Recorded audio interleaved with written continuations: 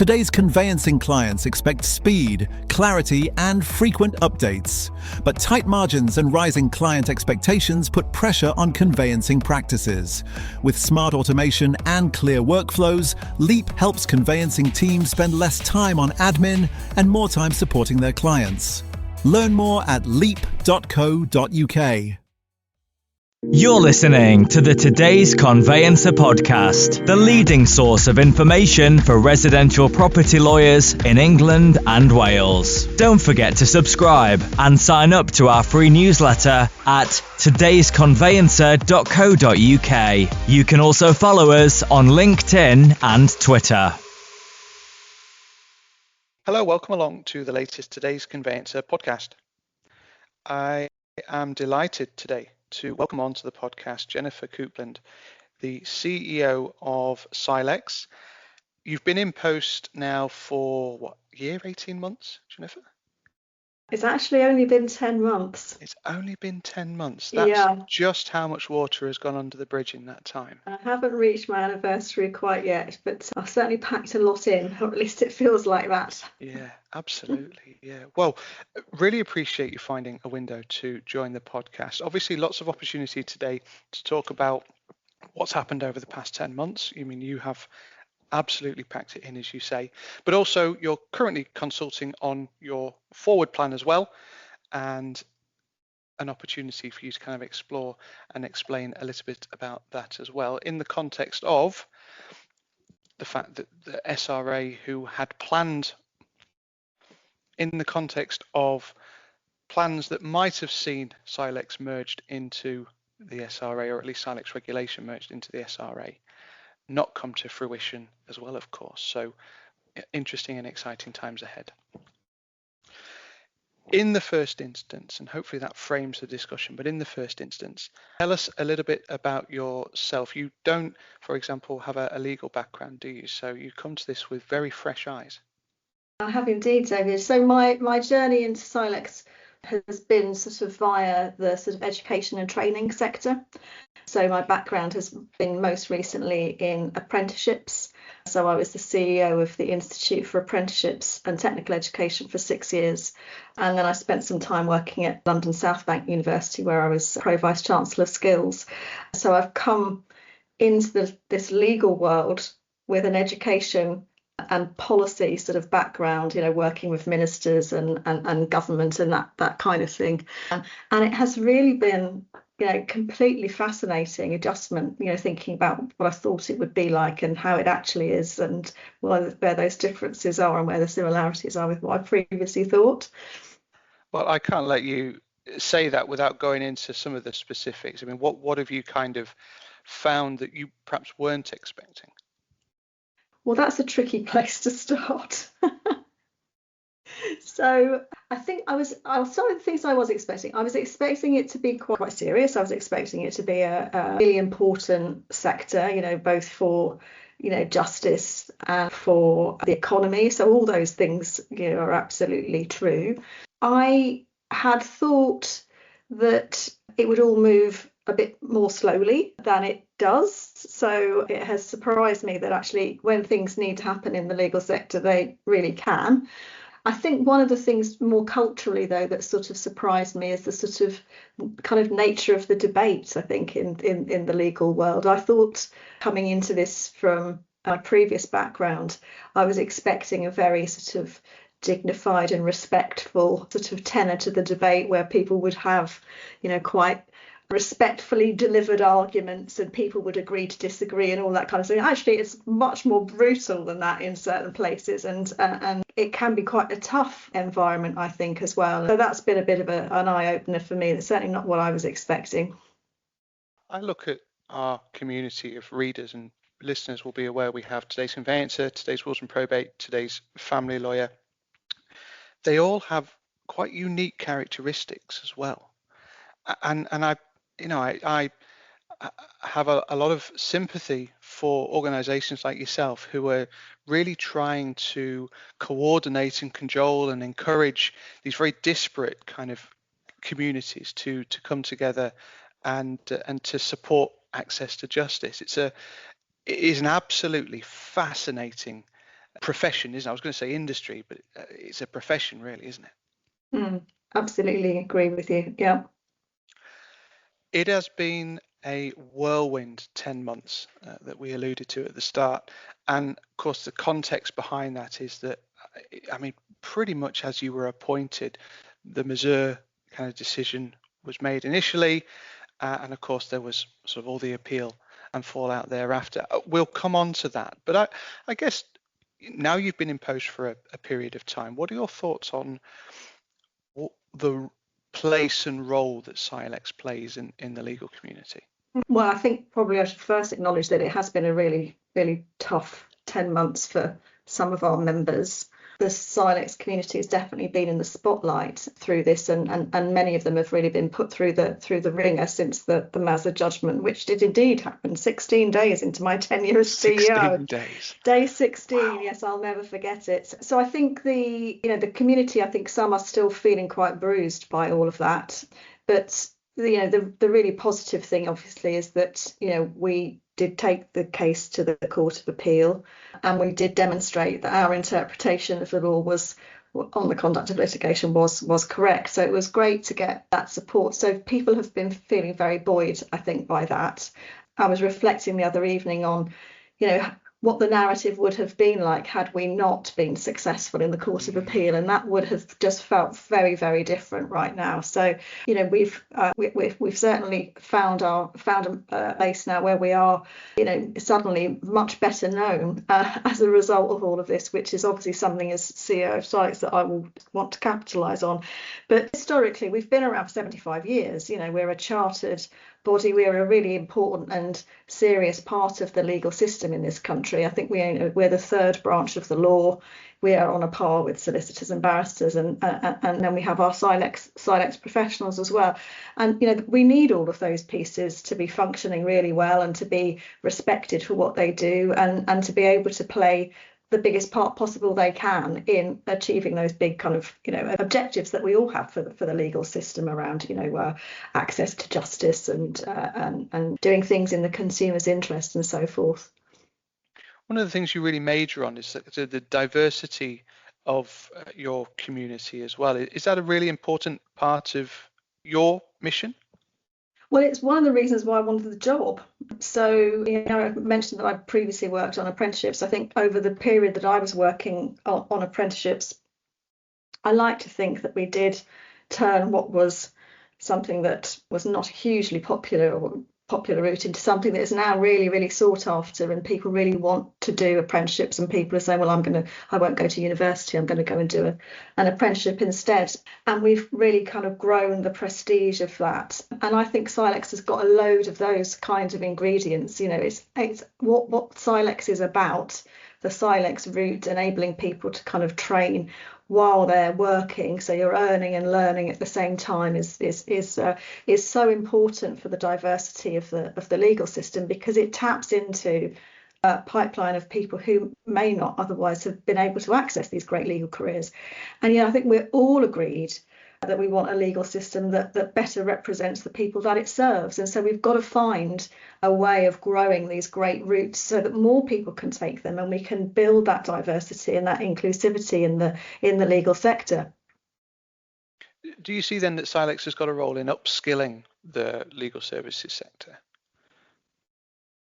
Well, I mean, we run our own law school. So CILEX has its own law school run by the fantastic Judith Bourne, and we work really closely with thousands of employers up and down the country, offering apprenticeships, qualifications, and bespoke training packages as well to sort of fit the needs of businesses today, and trying to make sure that what we're doing means that we're offering really, really, really relevant training products that employers actually really want. Let's move on to talk about Mazur. 16 days in the job, crikey. I didn't realise it was quite so soon after you were appointed. Let's look ahead to start with, I suppose, if we're going to do this backwards. Do you see that there's any further fallout coming from the Mazur ruling? I absolutely do think that there's further fallout from the Mazur ruling. I think that the whole case really sort of shone a light on this particular issue around the conduct of litigation. But what it's also done is there's a whole sort of set of consequential things that are now, it's now been made more obvious that kind of existed previously, sitting around in different bits of rules or legislation that actually are quite anachronistic. They're quite illogical, particularly given where the modern legal system is now and how we think the legal system should be operating in the future. So I think there's a lot of stuff in there that we should be looking at. So, for example, today I met with a group of CILEX members who were talking about the need to modernise the language in the civil procedure rules. And, this is something that we'll be, campaigning for, amongst other things, I think, over the next 5 years of our strategy, to try to bring all of this stuff up to date and to get it into a position where it actually works for the public and people can really understand what people are able to do and so forth. So I think it would be a real shame if the sort of Mazur judgment happens, the Court of Appeal judgment happens, and then that's it. Then we don't kind of think about what does that mean. I think it also showed up the need for a review of the Legal Services Act 2007. If you think about that, it became law in 2007. That's the same year the iPhone came out, and the iPhone's had 51 updates since then. So, we haven't looked at this thing, and it is the underpinning of the whole of our legal services system. So it's ripe for review. And I think when, looking back in the history here of how we got to the Legal Services Act itself, I mean, that took about 5 years. It was about 5 years in the making with the Clementi review and then, consultations and white papers and what have you, before the thing makes its way through Parliament. So I think we should be starting a conversation about this now across the legal sector, even though we don't have parliamentary time this session to do something in this space because there are bigger priorities. But we could do the work now, and we could have an oven-ready bill for the next government, whatever stripe they are, post the next election. I think we really do need to do it. I don't think we can go into the next election without having re-looked at some of this stuff. I mean, there is a lot of criticism that the LSA was only really ever a halfway house. It was a mishmash of compromises and all sorts to start with. The fact that it governs, as you say, our entire legal system feels as though, like you say, it definitely needs looking at. Mm-hmm. The other thing I think flowing from the Mazur ruling, and I sort of touched on it earlier, is that it has meant that CILEX is much better known, and there's a much broader understanding of what CILEX professionals are doing in firms.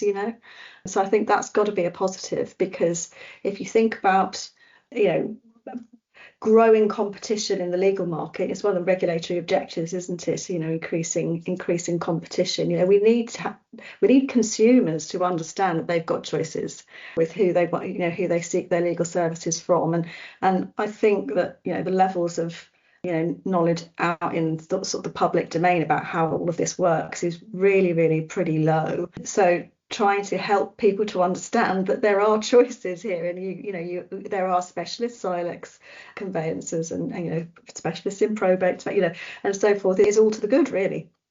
Yeah, I'm never completely sure, and the Legal Services Consumer Panel often looks at this as well. How much consumers actually care about that? I mean, it's certainly an issue that arises in will writing, for example, where of course you've got the regulated solicitor CILEX community and a large unregulated will writing community. But I find very little empirical evidence that the consumers really, to your point, one, understand the difference, but two, whether there's a lot of evidence that they are that bothered by it. I mean, at the end of the day, they need something doing, and does it matter who does it? Yeah, so I think the Consumers Panel was giving evidence to the Justice Select Committee a few weeks ago, and I think one of the things that he was saying was that actually consumers would quite often be much better off, going to a specialist lawyer for their legal services, but they probably don't necessarily know that. So there's a big education job to do there. But coming into the legal sector, I have been myself a consumer of legal services. And what you want is good quality, don't you? You want to be sure that you've gone to somebody who is properly regulated, who knows what they're doing, and that they can handle your issues appropriately, and that you get a resolution at an affordable price. So I think the quality of legal services does really matter to the public, and we need to be able to explain that better collectively to people, and to help people to make the best choices for themselves. It's fascinating to hear you say that you think that the speed of change has been quite quick. I dare I refer you to Property Act 1925, the Wills Act 1837 as primary legislation. I know, David. I mean, yes, yeah. Well, let me just put one caveat to that. When I was saying that what surprised me in terms of the ability of the legal system to move at pace was how quickly we managed to get our appeal through, because that was a matter of public interest. And because we were able to demonstrate that there were real world challenges happening in courts, in local authorities, in law centres networks, we were able to demonstrate that the courts did really move very quickly. They expedited that appeal. So they can, that can happen. But then, of course, as you say, we have things that have been sitting on the statute books since, time immemorial, which, I'd love to see things like cohabitation looked at, but the challenge, and I sort of alluded to it at the start, the challenge is that each of these areas of law have got so many things that need to change. I mean, we're awaiting a government output on home buying and selling consultation. We are awaiting a cohabitation consultation that was due in the spring. It's the start of June. I don't know when your spring finishes. That's still a civil service spring, David. And I also want to sort of applaud CILEX and CILEX regulation for the speed at which you've managed to get your members trained and certified, if that's the best word for it, on the litigation element that Mazur obviously raised. Rights. Thank you. Because I know, for example, I mean, we published recently an article from you that, over 1,000 people have now gone through that process in a very, very short space of time. Yes, that's right. I do need to kind of draw a line between CILEX as the professional body that I'm CEO for, and CILEX regulation, where my colleague John Bartwick is CEO, because it's CILEX regulation that have run that practice rights process and award practice rights. So we don't do that. We've tried to work closely with CRL to try to enable that process to happen more swiftly and with fewer pain points for people. But we've come out of this with over 1,000 people now having got litigation practice rights, so that they are fully authorised. They can delegate work to unauthorised staff and can supervise those people as well. So it's giving people those credentials for things that they've probably hugely capable of doing, and in many respects have been doing previously in their professional lives. So it's good that we've got here, but it has been pretty bumpy on the way. Sure. If a judgment that ultimately spelled real disaster for the organisation was not one existential crisis, a second was also on the horizon with the potential merger, as we said, between the SRA and CRL. That was sort of seems to have been put on the back burner. The latest consultation from the SRA sort of says, no, that's not going to happen. I guess, look, is that a can that's been kicked down the road? Is that the end of that conversation for now, forever? What's your sort of take on that situation? Yeah, so I mean, as you've mentioned, CILEX and the SRA have been in quite advanced discussions about redelegation and de-delegation of CILEX's regulatory responsibilities. But with Sarah Rapson joining the SRA, coming in as the new chief executive, me coming into CILEX as the new chief executive, we're both looking at what do we need. What are the priorities for our organisations? What do we need to do now to get our organisations on a much better footing? Sarah's got huge huge challenges at the SRA.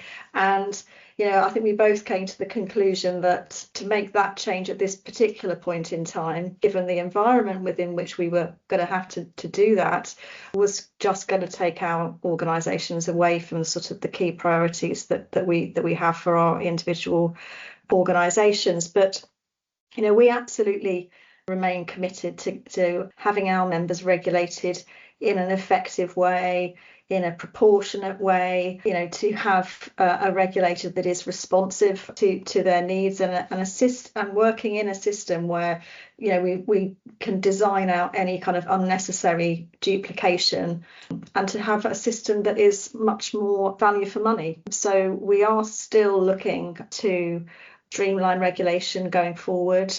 That certainly continues to be our ambition. So it's not a case of that we're just closing down the conversation about what does good regulation look like in this space. 70% of CILEX members work in SRA regulated firms. They're subject to lots of regulation. Coming to this world fresh, there's got to be a better way of doing this, right? So I think we do want to kind of continue to explore that. Yeah, you probably answered my next sort of question then. So you see that there's scope for collaboration between the two organisations? So you mean between CILEX and the SRA?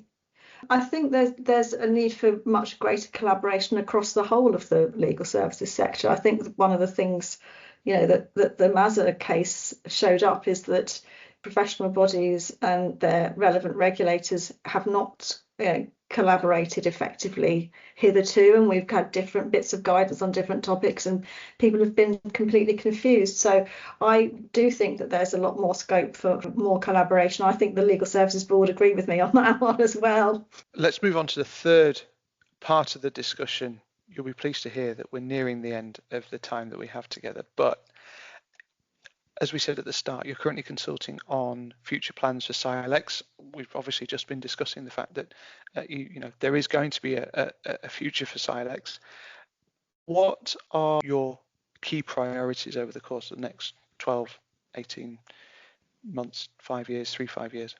Yeah, so I think this is a really exciting time now for CILEX, because we've been doing a lot of work informally with our members, with external stakeholders, our own board and our staff as well, to kind of get everybody's views feeding into what do we need to be doing and what do we want to achieve over the next sort of 5-year term. And we've got sort of 4 big strategic goals that we're sort of talking about. The first is around building that really proud professional community, and we've already got so much in that space. But thinking about from our members' perspective, why do you want to be a CILEX member? Why do you want CILEX to be your professional body? What are you getting out of that? What's the sort of offer for members, and how do we help the wider public kind of understand what CILEX is all about and what that route means? So that's the first part of our thinking is about that professional community.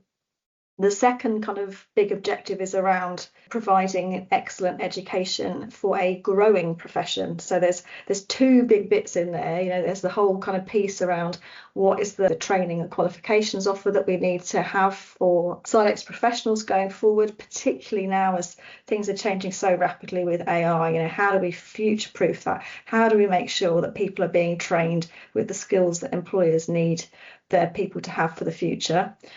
But the other part is that thing about growing. I'm really ambitious for CILEX. I think we've got a really bright future, and I think thinking about the diversity piece in particular, we could make such a big difference to legal services.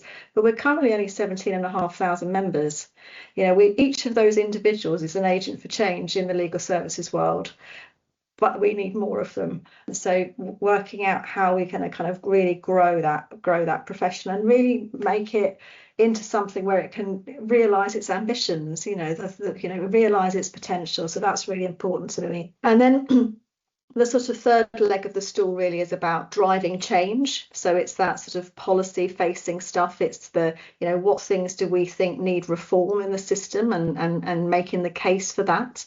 I have as you know, a sort of policy background, so I'm used to kind of working with ministers and government and key opinion formers and so forth. So using that to sort of make a case for change where we think that's important, and elevating our profile, just getting us much better known so people understand who we are. And you're not the only CILEX person in the firm and having to explain what it is every time anyone sees your credentials. So that's really, really important to me.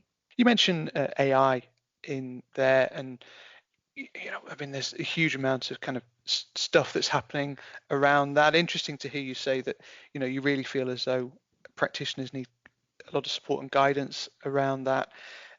I think one of the things I see from organisations like yourself, from the SRA, from the Law Society, Bar Standards Board, whoever it might be, is there is a real drive to share guidance and share information, and I'm sure it's hugely appreciated by practitioners, but I'm not always completely convinced that there's a coordinated effort around it. That, for example, I know the Bar Standards Board have just put out an AI guidance document. How much of that could be repurposed for CILEX lawyers, for the sake of argument, so that we have a more joined up, coming back to your point about collaboration, that we have a more joined up approach amongst the regulators and the membership bodies towards some of these really critical issues that impact practitioners who, as you say, CILEX lawyers in SRA regulated practices, CLC lawyers in SRA regulated practices, CILEX in the CLC, that sort of dynamic. Yeah, I think it's a really good point. And I think it goes back to my call really for a real kind of cross-sector collaboration about some of the big issues that we need to tackle here. So, between now and the next election, if we're working on, Legal Services Act 2.0, we are going to have something in there, aren't we, about AI and what it means to operate in an AI-driven environment. I think we have got lots of very, some great, really well-intentioned stuff going on at the moment, but it does feel like everyone's doing it in their little silo, and they're all having their own little thoughts about it. And actually, I think there's a trick being missed in terms of that coordination across the sector altogether to try to move forward and think about, what does this mean for, big city law firms doing kind of international M&A versus high street firm doing conveyancing. What does it mean, and how do you make sure that you're the right side of the line with ethics, and you're thinking about, the fact that there's always going to be a person behind the AI. The AI is not the lawyer. There has to be a person behind that, in the same way that you need to be clear through with all of the stuff we've been talking about Mazur, about who is responsible, who is on the hook for the advice that's being given here. And it isn't the AI tool, it's the person who's using the AI tool and is instructing it. So we've got to work our way around all of that, and I think doing that as a collective and trying to get a bit more alignment would be a very, very wise thing to do. I just, on a personal level, I think a more joined up approach to a lot of this stuff would ultimately help your regulated communities. And I often think about the lawyer who comes into work in the morning, sits down at their desk at 7:30, 8 o'clock in the morning, doesn't leave until 5, 6 o'clock in the evening, and they've got a day job to do. They're there doing their legal work, and so much of this stuff happens on the periphery of that. And as I say, I just wish that the lawyer would sometimes be kind of the real focus of some of that attention, rather than kind of the guidance for the sake of guidance, for argument's sake. Yeah. I think from our perspective as the professional body for CILEX members, we want to enable people to really embrace this new technology, and to be confident using it, and to be able to stay the right side of the law with what they're doing, and use it in a way that enhances their services to their clients, right? Makes their life easier. My colleagues in CRL are the regulator. They will produce guidance on what is appropriate to do and what isn't appropriate to do in this circumstance. So I see that as a complementary piece. But you're absolutely right. For a lawyer, let's say it's a CILEX, property lawyer sitting in an SRA regulated firm, where are they looking, we kind of need to make it centric, don't we, for them, so that it's easy for them to do the right thing in this space, as easy as possible. We could keep talking for much of the rest of the day, but it's as much as we have time for on the podcast today, Jennifer. I know that you're very keen for the community to engage with the consultation, aren't you? Absolutely. So we have written a very, I think, engaging consultation document that sort of sets out those big strategic goals I was talking about, but also some stuff about, what does that actually mean and what will you do underneath each of those big strategic goals? So, for example, part of that building that proud professional community, we've got some thoughts in there around what we need to do next with the sort of titles that people use in practice, and aligning those titles better with the regulatory titles, so that everybody can be much clearer about what people are doing. So there's some meaty things in there that we really want to get people's views on. The consultation closes on the 17th of June, so it's only a couple more weeks left to go. So please head to the CILEX website, look it up, and take a few minutes just to give us your thoughts, because we really want to hear what people think about it. Yeah, one of my biggest frustrations is that people complain about something that might or might not happen, but when they're given an opportunity to have their say, they don't, and therefore it makes it very difficult to sort of have a comeback on that, doesn't it? It's been fantastic to have you on the podcast, Jennifer. I really, really appreciate you joining and being part of the discussion today.